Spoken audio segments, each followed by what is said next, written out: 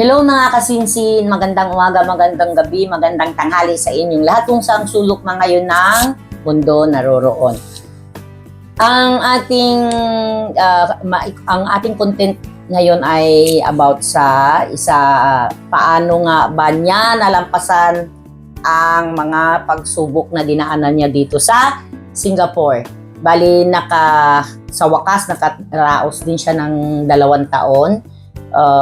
Tutunghayan, malalaman natin, alamin natin sa kanya kung ano nga ba ang mga na-experience niya dito sa Singapore. So, ano pang hinihintay natin? I-welcome na natin ang aking isang napakasipag na aplikante. Okay, Hello, welcome natin si Raisa. Hello, magandang hapon po or magandang gabi, magandang umaga. Okay, Raisa, ilang taon ka na nga sa amo mo? 2 taon, ma'am. Okay. Pwede mo bang ikwento sa amin ano ba yung na mga naranasan mo dito sa Singapore? Paano ka ba sa umpisa? Anong year ka pumunta nga dito? Pumunta ako dito mga February 2022. Okay. So paano mo na anong mga na-experience mo? Anong sabihin mo sa ating mga kababayan?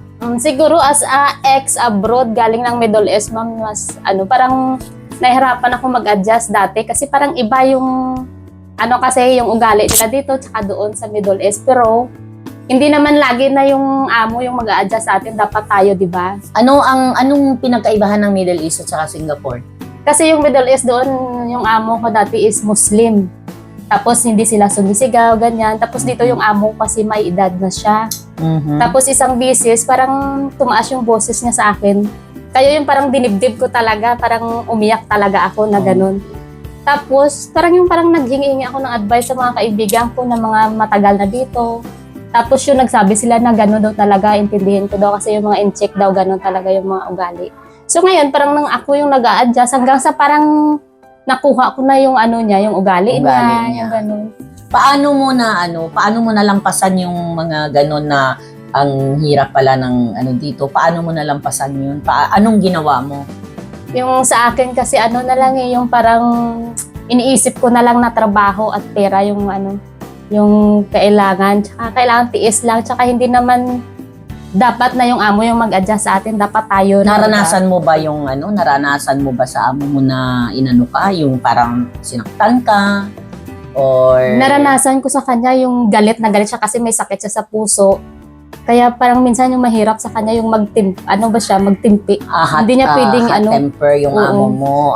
Minsan nagbabasag siya, ma'am, yung ganyan, nagtatapon siya ng ng mga gamit. So ano mo naman ang masasabi mo sa ating agency?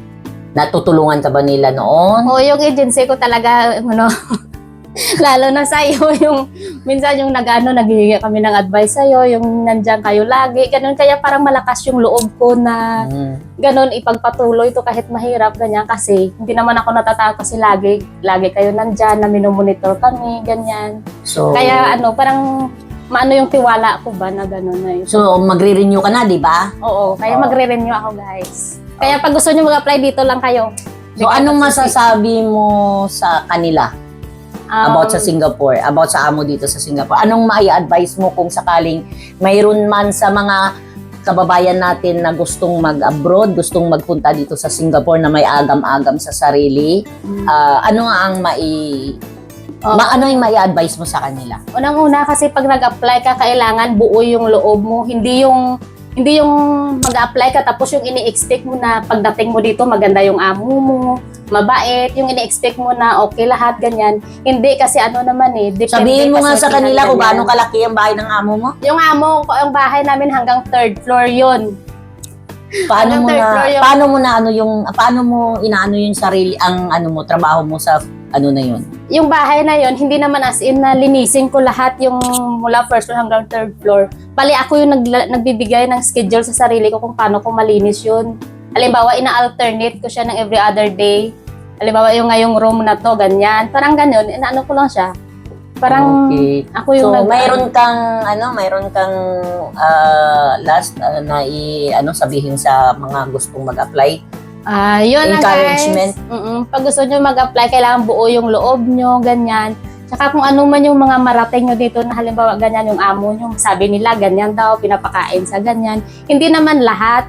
Tsaka kung mga gano'n naman, mga pagsubok lang yun. Kasi minsan mayroong amo talaga na yung parang i-challenge ka muna kung ano mo ba, kung kaya mo to ganyan. Basta ang importante, hindi kayo pinapabayaan ng Oo, at least agency nyo, pinapakain diba? ka, hindi kasi nasaktan yun yung mahalaga dito. Tsaka yung agency dito. Oo, tsaka yung agency talaga, pag once na nagka-problema, tatawag ka lang sa Tatawag. agency mo, kakausapin nila yung amo mo agad. At tsaka yung governor dito, di ba? Ang government dito na... Tsaka dito, every 6 months, ma'am, di ba, may medical talaga. Oo, may medical. Pag bumagsak ka sa medical, eh, Kahit nga yung- kawawa. Diba? Kahit yung ano mo lang kahit yung timbang mo bumaba, kina-question na nila eh. Oh, diba? So, Isang beses ma'am, yung ano ko, bali yung timbang ko bumaba ng 1 kilo yata yun kasi nagda-diet ako. Kinwestiyon talaga ako ng doktor. Sabi niya, pinapakain ka ba ng maayos? oh, diba? So, Oo, naririnig kaya nyo guys, ganyan, ka-safety ang Singapore. Oo. So, Ibang-iba dito ma'am kaysa Middle East kasi yung dito, yung Middle East kasi pag nag-report ka ng agency doon, hindi ka papansinin. Kasi mas pinapanigan ng agency yung employer nila doon. oo. Pero dito hindi. Anytime talaga makakaano. So, last question, masaya ka ba sa amo mo? Masaya ako kasi kahit ganun siya, at least ngayon okay na kami. Okay na kayo. So, anong masasabi? Mayroon ka bang sasabihin? Mayroon ka bang ipopromote? Guys, pag-follow naman po na ano ko ng tawag YouTube nito, channel YouTube mo. channel ko po, Izay Mini Vlog po Okay, ilalagay ko mamaya sa sa description. follow natin siya para at least kahit pa paano makatulong naman tayo, guys. Okay. So, yun lang. Sana dahil sa mga na-share ni Isay, ni Raiza, magkaroon kayo ng lakas ng loob. Basta tiwala lang, tibay ang at saka tama nga si Raiza na nandito ako na hindi ko kayo pababayaan. Ganun naman talaga, kaya nga ako naging nagtayo nag-create ng YouTube channel dahil para makatulong tayo at saka So, siya na yung isang patunay na talagang nandito ngayon, nandito sila. Pag off day, nandito lang sila sa akin. Pagka namamasyal sila sa akin, ganun. Tsaka may freedom dito. May ma'am, freedom yun ang dito. Oo, Yun may ang freedom. pinagkaiba. So, yun lang guys. Thank you. At sana suportahan nyo si Isay sa kanyang YouTube channel. Mamaya ipipin ko na lang dyan sa description natin. Maraming salamat. Sana magkaroon kayo ng encourage na mag-apply at magpasapalaran. Ganun lang guys. So, thank you. Salamat Raisa sa Welcome, oras at saka pagbigay ng mga hints or advice sa ating mga kababayan. Maraming salamat. Bye guys. See you. Thank you sa support. Thank you so much sa pag-subscribe at saka mag-subscribe pa. Maraming salamat. Bye.